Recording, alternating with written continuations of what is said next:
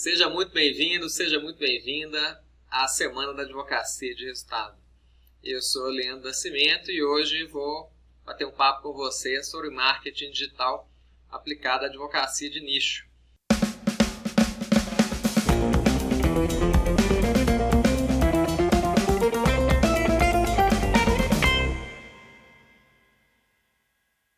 Então, eu queria primeiramente agradecer ao convite do professor e advogado Eduardo Ketz, convite esse que muito me honra de estar aqui com vocês hoje.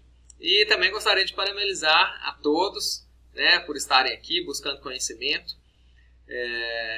para se aperfeiçoar e aprimorar aí a sua prática da advocacia.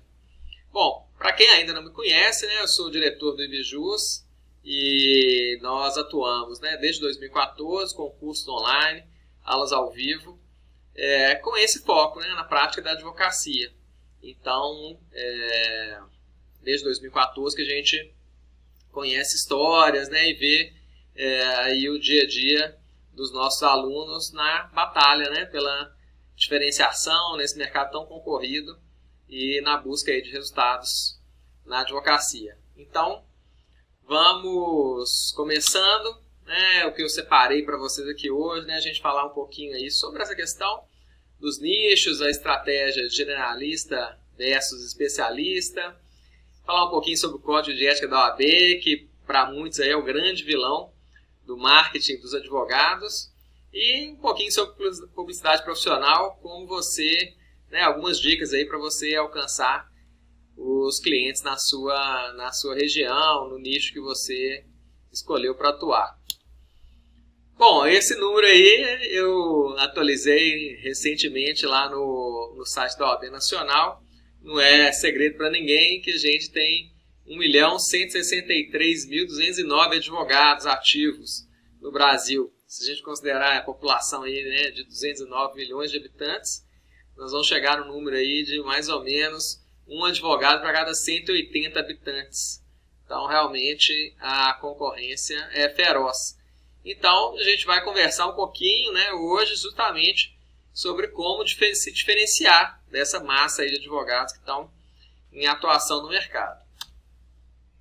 E eu gosto sempre de fazer essa analogia das estratégias, generalista versus especialista.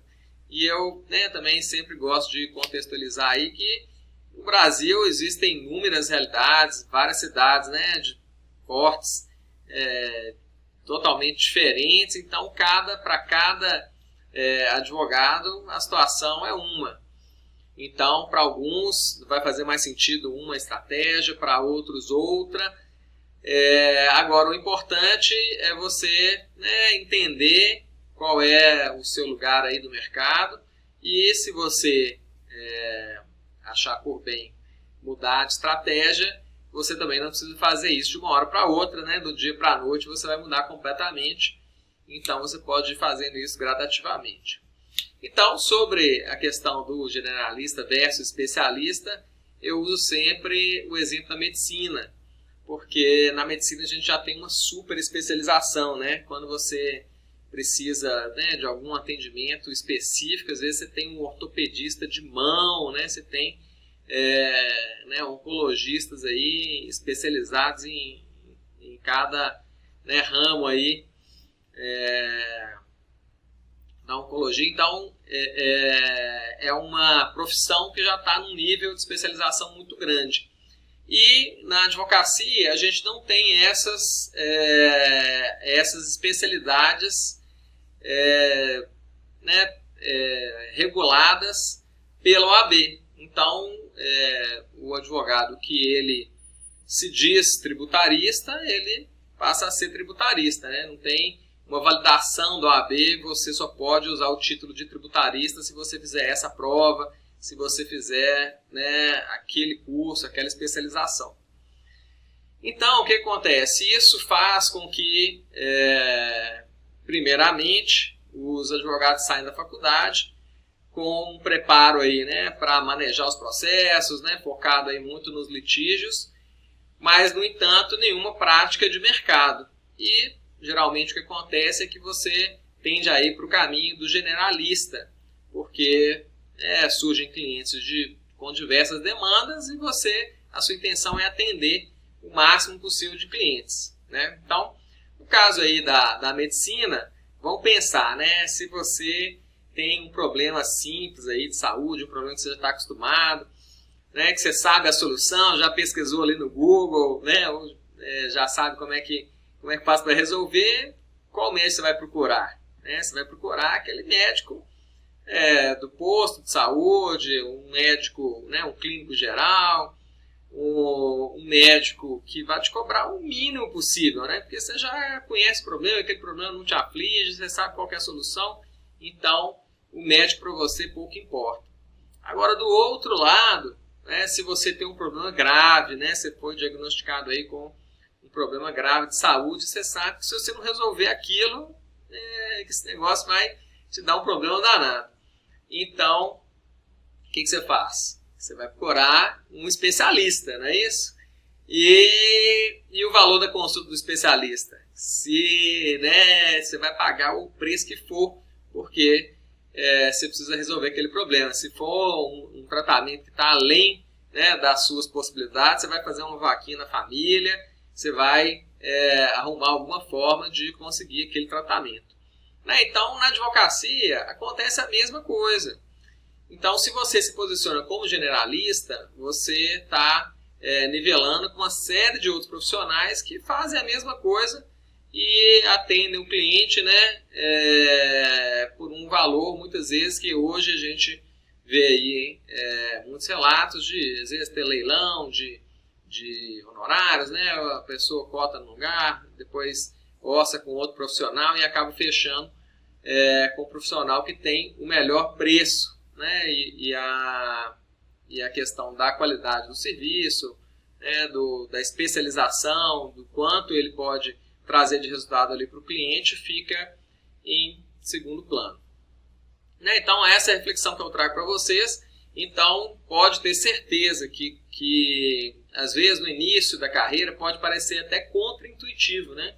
Pô, se eu me especializar numa área e atender só clientes daquela área específica, como é que eu vou poder ter sustentabilidade no meu escritório? Como é que eu vou alcançar resultados com uma faixa tão pequena de clientes? Mas vocês vão perceber que quanto mais vocês se especializarem e se tornarem autoridades naquela área, o jogo começa a mudar, porque os clientes começam a te enxergar, né, como autoridade nessa área que você está atuando e você pode cobrar honorários cada vez maiores. Então, além disso, o tempo que você gasta em cada demanda é muito menor, porque você já sabe tudo que vai acontecer, você sabe aí, né, na sua cidade, se cair na vara do juiz tal, vai acontecer isso, se cair na outra, vai acontecer aquilo. Você não perde tempo mais para ficar estudando esse e aquele detalhe da sua argumentação, porque você já domina todo aquele processo, né? Tudo que vai acontecer com as demandas daquela área que você está atuando. Então, eu coloco essa reflexão e, né, mais uma vez, se você entende dessa forma e acha, né, compreende que você se especializando você vai ter melhores resultados, você também não precisa fazer isso de uma hora para outra. Então, você vai começar um movimento no seu escritório que pode partir de parcerias. Então, eu tenho um colega que é meu colega de faculdade, que está mais especializado na área de família, então os casos de família eu vou indicar esse meu colega, e nos casos, né, da área que eu quero atuar, seja previdenciário, tributário, bancário, enfim, né, a área que eu escolher, eu vou pedir a esse colega meu que me indique também. E assim você vai fazendo uma rede de parcerias, onde você está sempre indicando profissionais e sempre também recebendo indicações. E aí, gradativamente, você vai se posicionando como especialista na área que você quer atuar. Bom, e aí vem a pergunta, né? Qual nicho escolher? Então, você tem aí né, às vezes no seu escritório, várias áreas que você já atende. Então, e agora, né? Qual que eu vou deixar de lado e qual que eu vou focar mais?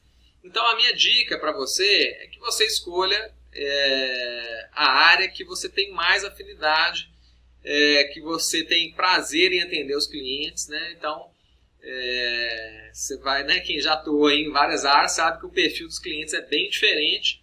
Então, você certamente vai ter, vamos dizer assim, predileção por algum tema, algum tipo de atendimento, né? Ou não gostar de atender. Então, tem áreas também que você, né, precisa lidar menos com clientes, áreas que você precisa lidar mais com o cliente. Então, isso tudo vai pesar aí na sua decisão. Então, a dica é, escolha a área que você tem mais afinidade, que você gosta de estudar, que você gosta de atender os clientes, né, que você tem prazer em fazer isso, e com certeza é a área que você vai ter maiores resultados, tá? Então, e por quê, né? Por que a gente escolheu um nicho? Pensa bem, para você atingir as pessoas, né, os seus clientes em potencial, você precisa ter uma linguagem, você precisa ter temas, né, assuntos, artigos, enfim, você precisa ter conteúdo que vai atrair essa audiência para você. E quando você não tem nenhum nicho, você é generalista, você tem muita dificuldade nessa área, porque você não vai conseguir se conectar, né, com muitas pessoas de perfis diferentes. Então, vamos, para ficar mais claro, né, vamos pensar, por exemplo, a área da recuperação de tributos, que é uma área que a gente, né, tem muitos alunos aqui no IBJUS nessa área. A área de recuperação de tributos, os clientes são todos empresários. Então, aí você já, por exemplo, já segmenta bastante. Pô, se eu estou lidando com empresário, então o meu papo tem que ser, né, ligado à área de negócios. Então, são números, planilhas, lucro, prejuízo, impostos, taxas. É isso que soa bem no ouvido dos empresários. Então, se você tem esse nicho definido, não, é recuperação de tributos que eu quero trabalhar. E veja que eu não estou falando de direito tributário, porque a gente já está no super nicho. O direito tributário seria um nicho do direito, e a recuperação de tributos é um pequeno nicho dentro do direito tributário.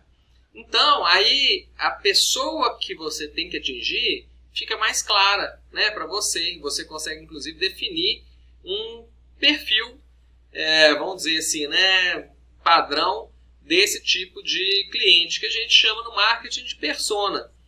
Então, você vai definir quem é a sua persona. Então, por exemplo, eu trabalho com recuperação de tributos e eu quero atender as empresas aqui da minha região, e são pequenas empresas. Eu tenho facilidade de lidar com esse tipo de público, né? Porque eu falo a mesma língua que eles, eu tenho um network aqui na minha região, que eu já tenho, né, muitos desses empresários aqui na região são meus amigos, eu tenho fácil acesso a eles e tal, então eu vou escolher atuar com pequenas empresas. Ou, do outro lado, né? Não, eu tenho relacionamento com alguns grandes empresários aqui da minha cidade, então são, né, indústrias grandes, são grandes comerciantes, atacadistas, então eu vou focar nesse público.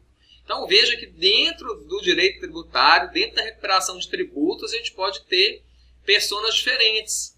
Por quê? A pessoa que tem uma pequena empresa, né, ela tem dores diferentes, ela tem perfis diferentes, então vamos pensar, né? Uma pessoa que é um empresário de um pequeno comércio, né? De uma padaria, de uma loja, enfim, de um pequeno comércio, ele tem um perfil diferente de, às vezes, um empresário de uma grande indústria que fatura ali 5, 10 milhões por mês. Né? Vocês não concordam comigo? Então, você tem uma linguagem diferente para lidar com cada um desses públicos. Então, quanto mais você se especializa, nicha o seu trabalho, mais fácil você, maior facilidade você vai ter de falar com o seu público. Então, imagina se eu atendo, né, previdenciário, tributário, família. Então, na hora de eu fazer uma publicação lá no meu Facebook, na hora de eu me comunicar com esse público, na hora de eu escrever um artigo, qual linguagem que eu vou usar, né, que tipo de tema eu vou escolher, eu vou escrever cada dia sobre um tema. Então, acaba que você perde conexão com o seu público. Então, quanto mais nichado você for, mais fácil vai ser de você encontrar clientes em potencial, porque você tem isso tudo mapeado. É muito simples de você identificar isso. Você vai começar, né, com as suas próprias percepções. Se você ainda não tem clientes, se você já tem alguns clientes na área que você escolheu, você vai identificar o perfil desses clientes. Então, às vezes você ainda está generalista e você já tem alguns clientes numa determinada área que você quer atuar. Então, o que você vai fazer? Você vai pegar o perfil desses clientes e identificar quais são os traços comuns entre eles. Então, pode ser que eles sejam a maioria de homens ou não. A maioria, no público que eu atuo, a maioria são mulheres. A idade, então os grandes empresários aqui da minha região têm a idade X, tem tal grau de escolaridade. Eu atuo com direito de família, então ali na questão dos divórcios, na questão da alimentos e tudo. Como é que é o perfil aqui do meu escritório? Eu costumo atender mulheres, a faixa de idade é tal, então eu vou produzir conteúdo, eu vou falar a linguagem, né, dessa média aí de clientes, né, desse perfil médio de clientes que eu já atendo. Legal? Então, nós trabalhamos aqui dois conceitos, o nicho e a persona, que um depende do outro, né? Se você não tiver um nicho definido, não tem como você definir a persona. E isso que é bacana. Então, na hora que você começa a se especializar, você vai entender qual nicho você tem mais afinidade. Escolhido o nicho, você vai definir qual é a persona, e você também não precisa definir uma vez pro resto da vida.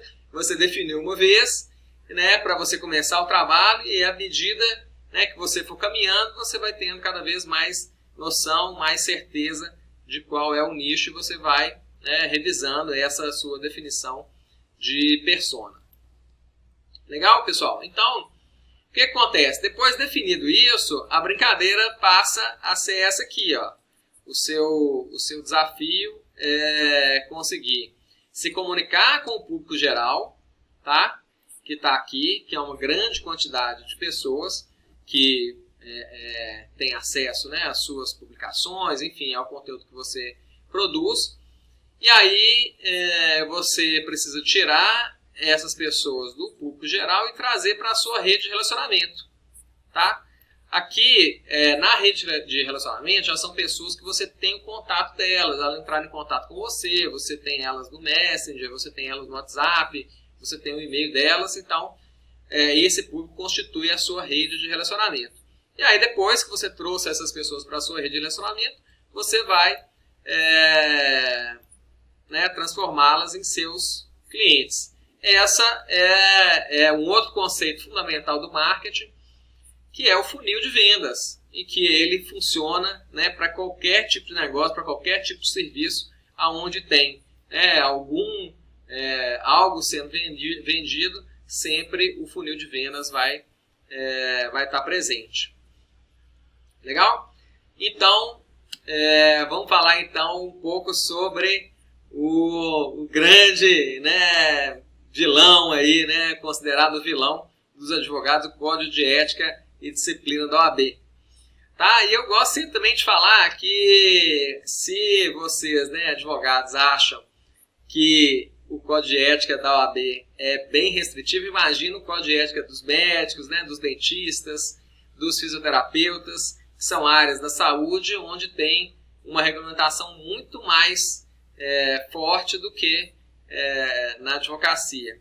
E outro ponto que eu trago também é a quantidade de propaganda irregular que a gente ainda vê, né, aí nas ruas, próximo da gente, sempre tem alguma propaganda irregular, mesmo com todo o rigor aí do Código de Ética.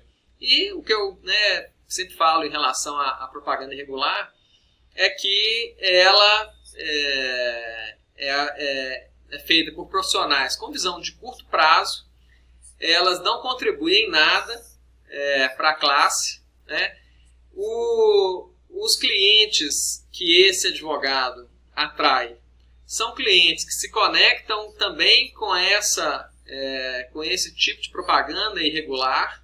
Então, certamente, ele não vai alcançar os melhores clientes da região, porque os melhores clientes, eles estão preocupados em que tipo de profissional ele vai contratar. Ele não vai contratar qualquer um. Então, toma base aí como se você tem um problema pessoal de uma outra área, que você quer contratar um advogado, você vai contratar aquele que coloca uma faixa na rua, aquele que distribui panfleto? Tem certeza que não. Você vai procurar um advogado bem conceituado e certamente você vai procurar aquele que não infringe o próprio código da sua classe. Não é mesmo? Bom, então essa provocação aí que eu faço, né? Será que o Código de Ética ele é o grande vilão? Ele é o aliado dos advogados? Então existe muito esse mito na classe que o Código de Ética veda tudo, e muitas vezes, por não saber exatamente o que pode e o que não pode fazer, a gente vê os advogados não fazendo nada. Código de Ética na faculdade, todo mundo sempre falou que não pode nada. As provas da OAB também sempre tem algumas questões, né? O peso das questões do Código de Ética também é alto, tem muitas questões, e sempre batendo na tecla da questão da captação de cliente, né? Da publicidade, enfim. E acaba que os advogados saem com essa imagem aí da faculdade, entram no mercado e muitas vezes ficam travados aí para fazer a sua publicidade, não fazem nada por não ter conhecimento exato do que pode e do que não pode, tá? Então, o conhecimento das regras, né, que norteiam a publicidade no exercício da advocacia dá ao advogado a possibilidade de adotar práticas adequadas, permitindo que ele, consciente das ações permitidas e proibidas, saia na frente dos demais, tá? Então, a gente vai ver aqui, eu vou estudar com vocês a letra aqui do código, e vocês vão ver que não é bem assim, como a maioria das pessoas pinta o Código de Ética, tá? Então, se vocês pegarem o código lá, vocês vão lá no capítulo 8, né, da publicidade profissional, os artigos ali 39 a 47 que regulamentam essa questão da publicidade, tá? Então, olha só que interessante. Já no artigo 39 ele começa dizendo o seguinte: a publicidade profissional do advogado tem caráter meramente informativo e deve primar pela descrição e sobriedade, não podendo configurar captação de clientela ou mercantilização da profissão. Então eu acho que as pessoas leem esse parágrafo, né, esse primeiro artigo aqui, e já não. Publicidade, como é que eu vou fazer publicidade se eu não posso captar clientela? Não são coisas antagônicas, a publicidade não é feita para captar clientes, né, e a mercantilização da profissão, como é que fica isso? Então a gente vai contextualizar isso aí também, tá? E aí vamos lá para o artigo 46, olha só que interessante. Aí eles dizem o seguinte: a publicidade veiculada pela internet ou por outros meios eletrônicos deverá observar as diretrizes estabelecidas neste capítulo. Mas espera aí, a publicidade não era proibida? E aqui agora está falando que ela é permitida, a publicidade veiculada pela internet? Então, mas espera aí, como é que é isso? Né? Ou meios eletrônicos? Então, quer dizer, ela não é proibida, ela é regulamentada. Então, aqui vem, né?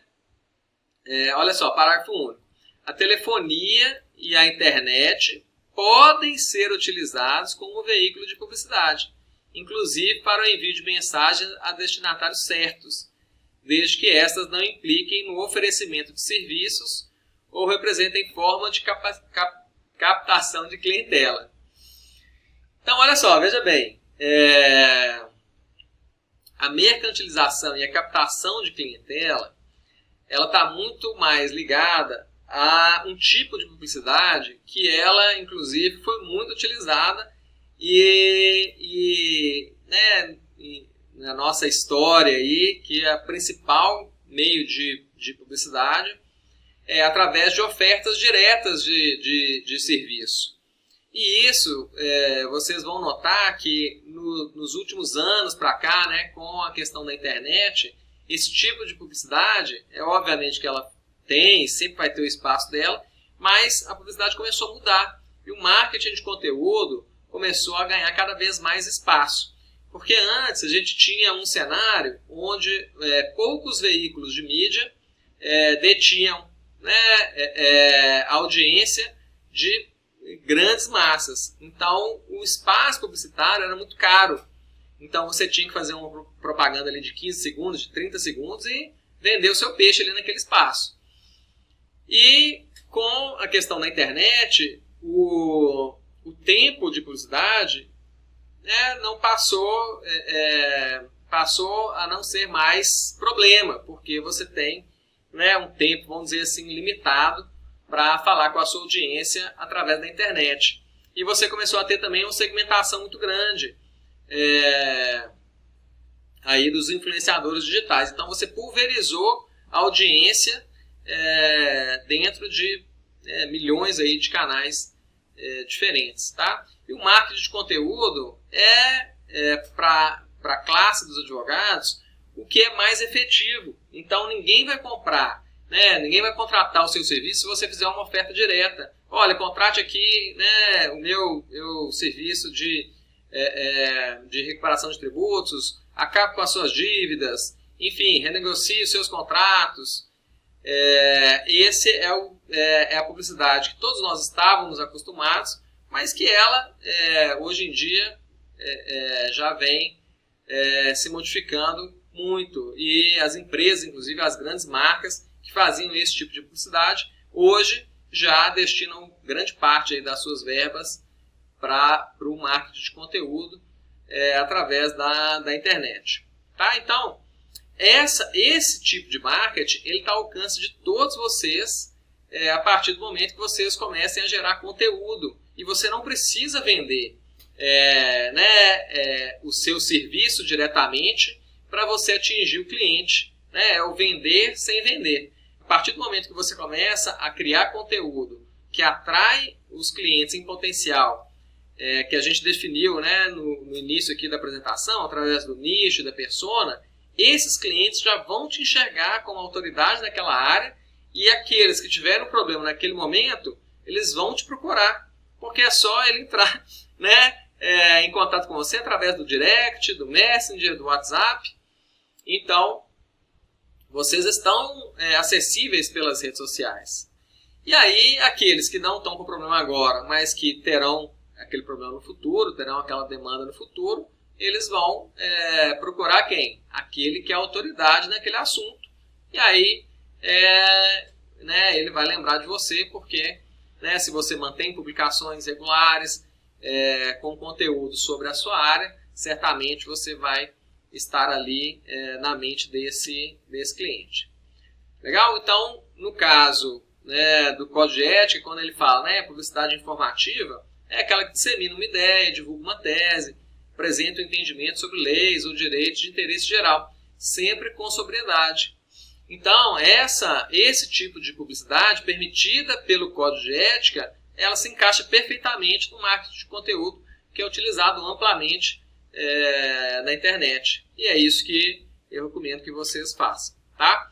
Então, olha só, aquele funil de vendas que eu coloquei para vocês, ele tem 3 estágios, né? Eu desenhei um funil para vocês com 3 estágios: o público geral, a rede de relacionamento e os clientes. Então, para cada um desses públicos, você vai ter um tipo de comunicação. Então, nesse ponto também que muitos advogados se equivocam, porque ele quer falar com o público geral como se ele fosse seu cliente. E né, as coisas não são assim. Primeiro você precisa mostrar a sua autoridade naquela determinada área, e você pode ficar tranquilo que o cliente, né, em potencial, né, que está ali vendo você fazer as suas publicações na internet, ele vai te reconhecer como autoridade e quando ele tiver demanda ele vai te procurar. Tá? Então, para esse público você vai criar conteúdo relevante sobre a sua área, com a linguagem que ele entende, então deixar todo o jurídico de lado. E nesse ponto a persona também é muito importante, porque na hora de você escrever, na hora de você gravar um vídeo, você vai imaginar que você está falando com aquela pessoa que é o seu cliente em potencial, tá? Que é a sua persona. E dessa forma você vai conseguir criar uma conexão com ele. E a rede de relacionamento? Quem é a sua rede de relacionamento? Se você tem amigos no Facebook, essa é a sua primeira rede de relacionamento. Então, são pessoas com o destinatário certo, né, que você sabe quem são. Se você tem, por exemplo, os e-mails dos seus clientes, eles também fazem parte da sua rede de relacionamento e você pode comunicar com eles de outra forma. Você pode enviar newsletters, você pode enviar artigos, vídeos diretamente para eles. E sempre reforçando a sua autoridade na sua área através de conteúdo. Né? Então você nunca vai dizer, eu sou isso, eu sou aquilo nessa área, ganhei aquele prêmio, ganhei aquela ação, inclusive, né? Isso é expressamente vedado. Mas você, a partir do momento que você publica conteúdo sobre essa área, naturalmente as pessoas vão te enxergar como autoridade. E coloquei uma ressalva aqui para não confundir o fato de você apenas ter uma lista de e-mails e essas pessoas serem efetivamente da sua rede de relacionamento. Às vezes você tem, né, uma lista aí de milhares de clientes, de um escritório, de um colega, enfim. Apesar de você ter o contato dessas pessoas, não quer dizer que elas necessariamente façam parte da sua rede de relacionamento. Para elas fazerem parte, o desejo, né, de fazer contato com você tem que partir delas e não de você. Bom, e o cliente, né, que já te contratou, que já faz parte aí, do grupo de pessoas que já te conhece, já contratou seu serviço, aí você pode ter um outro tipo de comunicação com eles. Então, você vai manter um relacionamento estreito com eles, você vai informar sobre os processos que estão em andamento. E aí, para esses clientes, você pode oferecer serviços de forma pessoal individualizada. Tá? Então, primeiro é entender qual é o cenário do cliente e depois de entender esse cenário, você fazer uma proposta de um serviço relacionado. Então, às vezes ele fechou com você um determinado serviço e você sabe que lá na frente vai ter margem para ele, né, te demandar um outro serviço. Então, lá na frente você vai entrar em contato com ele. E aí, como é que está o andamento e tudo? Entende o cenário dele. E em cima desse cenário vai surgir, né, a oportunidade de você fazer essa outra oferta. Legal, pessoal? Então, formas aí de publicidade informativa do marketing de conteúdo permitidas pelo Código de Ética. Então, artigos em jornais e revistas, você manter o site do seu escritório com artigos que você publica, ou artigos de notícias comentadas, a gente utiliza muito isso, inclusive no IBJUS, e que tem um resultado muito bacana, porque saem inúmeras notícias sobre áreas que a gente tem interesse. Mas as notícias, né, muitas vezes não têm a nossa opinião sobre aquele tema. E isso interessa muito as pessoas que nos seguem. Então, é uma forma de você criar conteúdo rapidamente, porque as notícias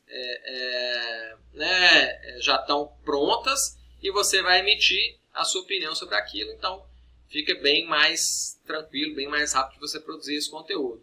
Né? O seu site pode ter um blog, você pode manter uma newsletter, comunica com seus clientes regularmente, enviando notícias. As suas redes sociais, então está sempre publicando notícias relativas aí à sua área, ao seu nicho.